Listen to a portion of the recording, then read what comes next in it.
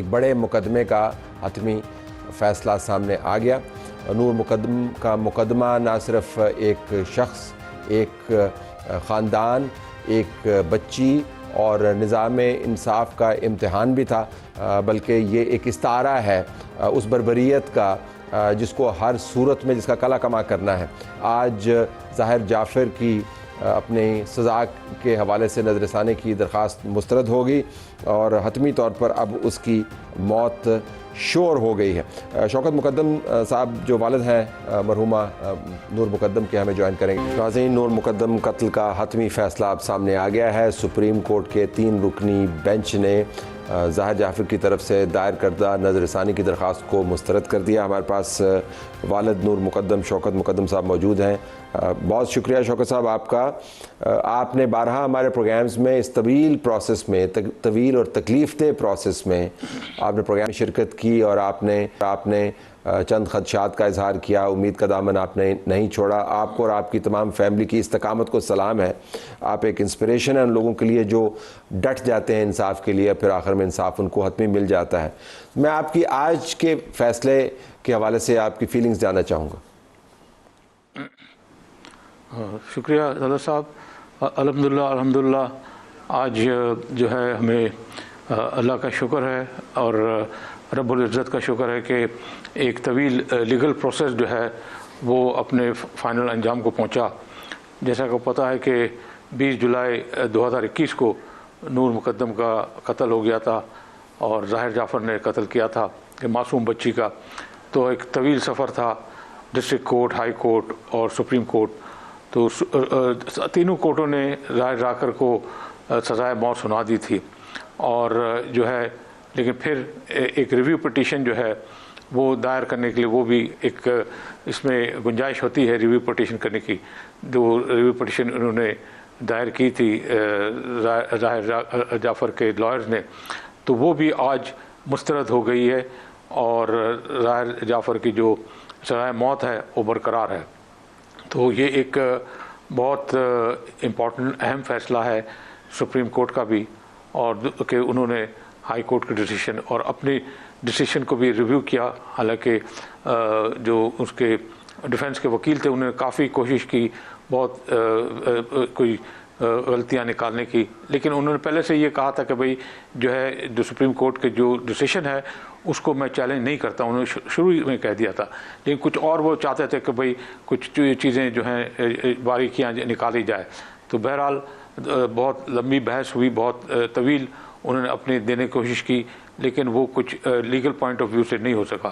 تو الحمدللہ میں بہت شکر گزار ہوں کہ آج یہ فائنل لیگل پروسیس ہو گیا کمپلیٹ۔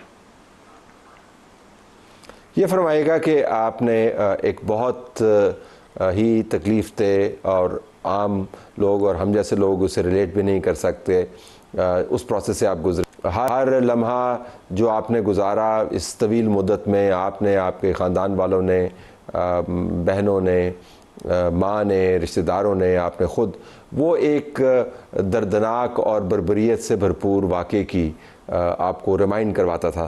میں آپ سے جاننا چاہوں گا کہ اس تمام پروسیس سے آپ نے سیکھا کیا؟ کیونکہ آپ کے جو الفاظ ہیں وہ بہت سارے ایسے لوگ جو اس تمام عمل میں سے گزر رہے ہوں گے کسی نہ کسی صورت میں، ان کے لیے گائیڈ لائن بن سکتے ہیں۔ تو آپ نے اس تمام پروسیس سے سیکھا کیا؟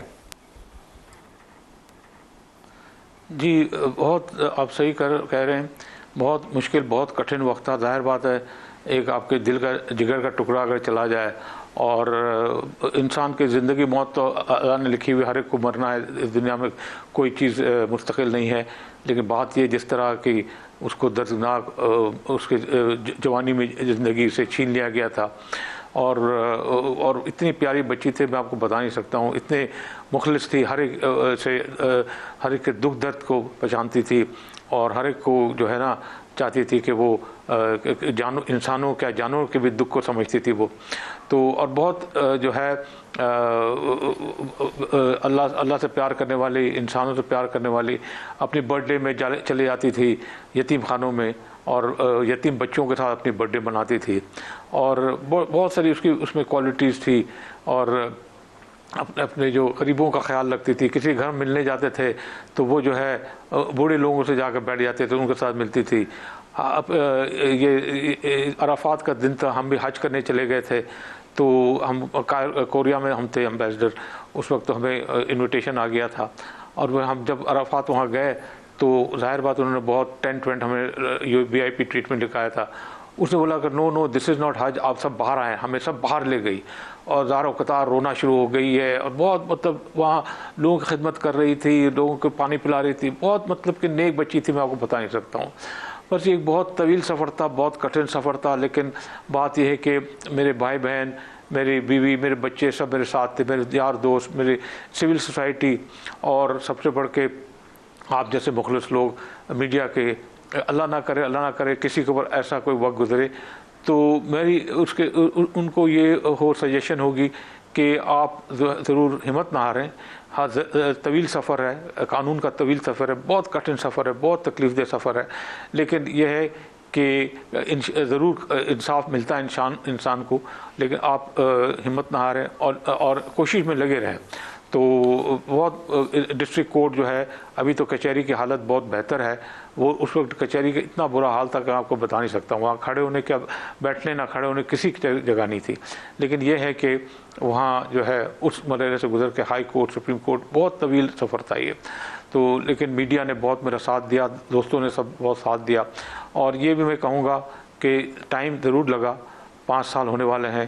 لیکن جیسے کہ ڈسٹرکٹ کورٹ جو ہے اس نے بہت حالات ٹھیک نہیں تھے, لیکن ایڈیشنل سیشن جج وغیرہ جو ربانی صاحب, انہوں نے بہت 200% جو ہے ٹرائل جو ہے وہ فیئر ٹرائل دی ہے.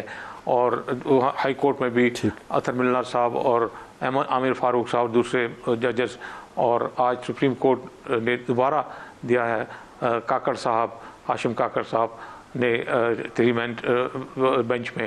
تو وہ بھی مطلب ایک طویل پروسیس ہوا, لیکن جو ہے آج اس کی ریویو پٹیشن کو بھی مسترد کر دیا گیا. تو کہنے کا مقصد ہے کہ ہاں, آپ کا بہت شکریہ شوکت صاحب. I have to leave it there. جو آپ نے بات کی, پہاڑ سے بھی زیادہ اس کا بڑا وزن ہے اہمیت کے اعتبار سے, کہ اگر کسی پر ایسا وقت پڑے, اللہ نہ کرے کسی پر ایسا وقت پڑے, لیکن پڑے تو آپ نے حوصلہ نہیں چھوڑنا. اور تمام جو ذی شعور لوگ ہیں, باضمیر لوگ ہیں, ادارے ہیں, ان سب کو ایسے معاملات کو ہائی لائٹ کرنا چاہیے تاکہ جو ظالم ہے اس کے لیے سبق ہو اور جو مظلوم ہے اس کو انصاف ملے. اجازت چاہتے ہیں, اللہ حافظ.